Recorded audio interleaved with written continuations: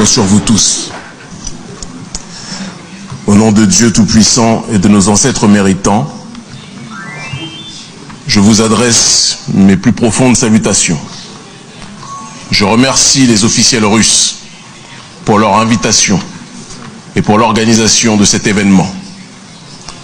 Et je salue chaleureusement tous les députés africains qui sont venus massivement pour cet événement.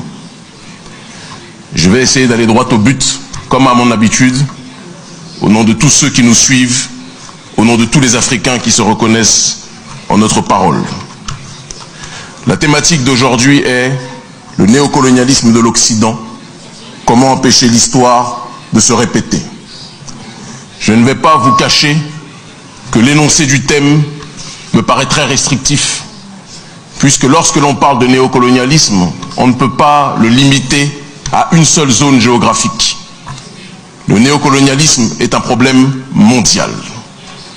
Il y a en effet le néocolonialisme occidental qui est le problème numéro 1 de la planète, que nous combattons viscéralement, quotidiennement.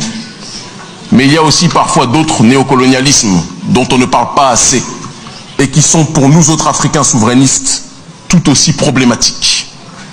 Et je pense qu'on ne peut pas parler de volonté de souveraineté sans aborder le néocolonialisme dans sa globalité. C'est le discours que je tiens en Afrique et je ne vais pas changer de discours parce que je me trouve aujourd'hui à Moscou.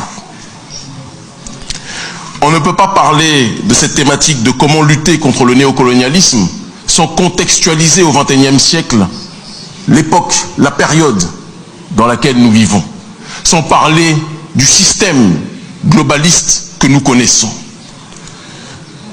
Le XXe siècle a vu l'affrontement entre deux blocs, le capitalisme d'un côté et le communisme de l'autre. Lors de l'effondrement du mur de Berlin, l'Occident a malheureusement gagné et le capitalisme est devenu une sorte de religion mondialisée connaissant son ultime forme à travers le néolibéralisme économique et sociétal. Le néolibéralisme économique est devenu quasiment une religion mondiale, de telle sorte que tous les pays du monde, même ceux qui critiquent l'Occident, ont fini par intégrer ce système économique comme étant le leur. Un autre néolibéralisme, par contre, est devenu beaucoup plus critique pour bon nombre de peuples. Le néolibéralisme sur le terrain sociétal. Un néolibéralisme qui impose sa vision du monde, la destruction de la famille, la théorie du genre, la destruction de tout ce qui a trait à la spiritualité et à la religion, et la propagation et la promotion du matérialisme.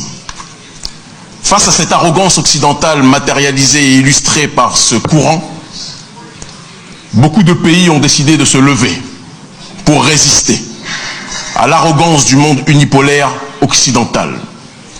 La Russie, la Chine, l'Inde et bon nombre d'autres pays ont décidé de se lever pour opposer, pour donner leur veto face à la volonté de l'hégémonie du système occidental.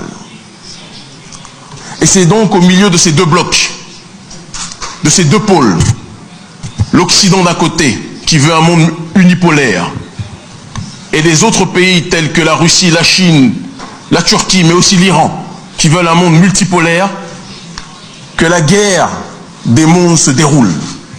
Et au milieu de ces deux blocs, l'Afrique est en réalité le terrain de prédilection de l'affrontement entre ces deux mondes. L'Afrique est par conséquent, qu'on le veuille ou pas, une nouvelle fois, l'arbitre de ce monde. L'Occident agit à visage découvert sur le terrain du néocolonialisme, à travers ses ONG, à travers ses bases militaires, à travers la corruption de nos dirigeants africains, à travers son hégémonie culturelle dont parlait Gramsci, hégémonie qui est de plus en plus présente dans le cœur de nos élites africaines. Et face à cet Occident, d'autres partenaires viennent en se présentant comme des amis, la Russie notamment, la Chine aussi, et d'autres pays, en déclarant qu'ils veulent nous aider à lutter contre ce néocolonialisme. et nous les remercions. Mais parce que les amis doivent se dire la vérité sans tabou, nous devons être aussi honnêtes dans la manière d'interagir les uns et les autres. Lutter contre l'impérialisme d'Occident est une nécessité. Mais cela ne signifie pas que les Africains veulent changer un colon par un autre. La Chine, que nous aimons beaucoup, l'une des premières puissances mondiales, pays extrêmement puissant et partenaire numéro 1 du continent africain, est une nation qui aide beaucoup le continent. Mais il y a parfois aussi des dérives sur le terrain du néocolonialisme, des dérives sur le terrain du comportement vis-à-vis des populations africaines. Et on ne peut pas parler de volonté de souveraineté sans dénoncer les maux, quels qu'ils soient, qui minent nos populations. La Russie, qui est notre partenaire, un partenaire que nous remercions pour son soutien appuyé à nos populations. Nous pouvons noter aussi, et je le dis sans aucun tabou, certaines dérives parfois, en Centrafrique, mais aussi dans d'autres pays, dans le cadre de notre partenariat vis-à-vis de nos populations africaines. Je sais, ma parole n'était pas celle que vous attendiez aujourd'hui, mais je suis venu en tant que souverainiste africain pour dire la vérité. Une amitié s'appuie sur la sincérité. Et si nous voulons lutter contre l'impérialisme sous toutes ses formes, nous devons appliquer le principe de la réelle réciprocité.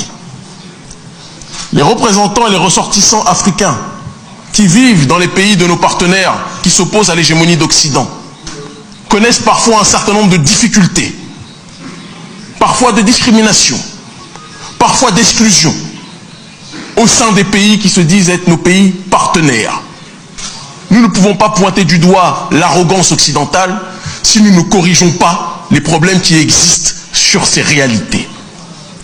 Un partenariat se dresse sur le terrain de l'amitié véridique, de l'amitié véritable, en essayant de ne pas répéter les erreurs que l'impérialiste occidental a commises. Nous voulons un monde multipolaire. Nous voulons un monde où l'Afrique, la Russie, la Chine, l'Inde, l'Iran et les autres résisteront de manière efficace à l'impérialisme occidental. Mais nous combattrons avec toute notre force, toute entité, toute force politique qui pensera que l'Afrique est un terrain où on peut se servir sans respecter les populations. Le XXIe siècle est le siècle d'une nouvelle génération africaine qui veut le droit à l'autodétermination et qui n'acceptera jamais le changement de colon. L'Afrique libre ou la mort, nous vaincrons. Merci infiniment.